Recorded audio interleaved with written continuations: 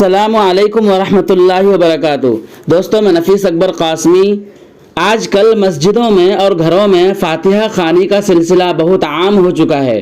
کھانا سامنے رکھ کر مولوی صاحب فاتحہ پڑھتے ہیں۔ کیا شریعت میں اس کا کہیں ثبوت ملتا ہے؟ کیا فرماتے ہیں مفتیان کرام اور علماء اعظام اس طرح کے مروجہ فاتحہ کے بارے میں؟ آئیے ہم دیکھتے ہیں کیا ہے پورا مسئلہ اور کیا ہے پوری وضاحت۔ چنانچہ کسی نے دارالعلوم دیوبند سے مسئلہ پوچھا ہے۔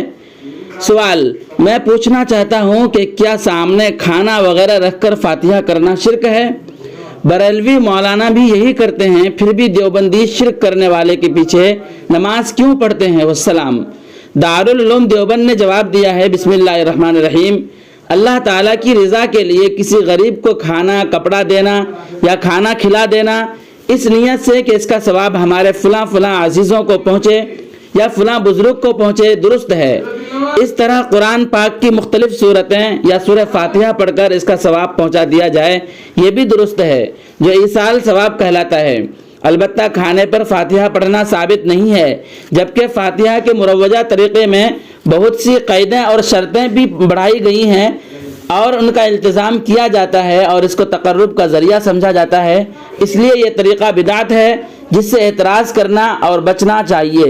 اور اگر بزرگ کی ثواب پہنچانا مقصود نہ ہو بلکہ اللہ کے تقرب کے بجائے بزرگ کی خوشنودی اور تقرب مقصود ہو تو نیت اور قصد کے لحاظ سے شرک ہو سکتا ہے۔ اگر کسی امام کا شرک معلوم نہ ہو اور دوسرا کوئی امام یا قریب کی مسجد موجود نہ ہو تو جماعت ترک کرنے کے مقابلے میں ایسے امام کے پیچھے نماز پڑھ لینا جائز ہے۔ البتہ اگر اس امام کے اعمال موہم شرک ہوں تو نماز دہرا لینا بہتر ہے، واللہ تعالی عالم۔ واضح رہے کہ فاتحہ خوانی سے متعلق سمجھنا چاہیے کہ شریعت میں اس کا کوئی خاص طریقہ مقرر نہیں ہے۔ جو شخص جس وقت جس دن چاہے کوئی بھی نفلی عبادت کر کے اس کا ثواب میت کو بخش سکتا ہے۔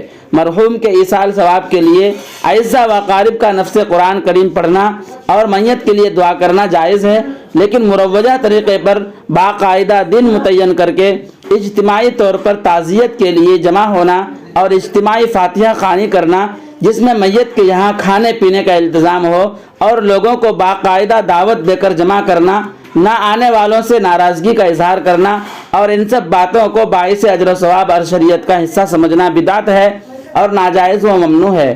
امداد الفتاویٰ جلد نمبر 5 میں ہے۔ تیجا، 10واں، 40واں وغیرہ سب بدعت کے قبیل سے ہیں اور ہندوستانی کافروں کے رسوم و رواج سے در آئی ہے۔ اور کھانا سامنے رکھ کر جو کچھ پڑھتے ہیں یہ بھی ہندوؤں کا طریقہ ہے۔ اس قسم کی رسومات کو ترک کرنا لازم ہے، کیونکہ من تشبہ بقوم فہو منہ، جو کسی قوم کی مشابہت اختیار کرے گا وہ انہی میں سے ہوگا، شمار ہوگا۔ اور جب کھانے کے ساتھ اس قسم کی بدعتیں بھی ہونے لگیں تو بہتر یہ ہے کہ نہ کھایا جائے، کیونکہ حدیث میں ہے کہ مشکوک و مشتبہ چیزوں کو چھوڑ کر غیر مشتبہ چیزوں کو اختیار کرو۔ دوستو، ویڈیو کے تعلق سے اگر آپ کے ذہن میں کوئی سوال ہو تو کمنٹ باکس میں جا کر ضرور لکھیں۔ پھر ملتے ہیں کسی نئی ویڈیو کے ساتھ۔ السلام علیکم ورحمۃ اللہ وبرکاتہ۔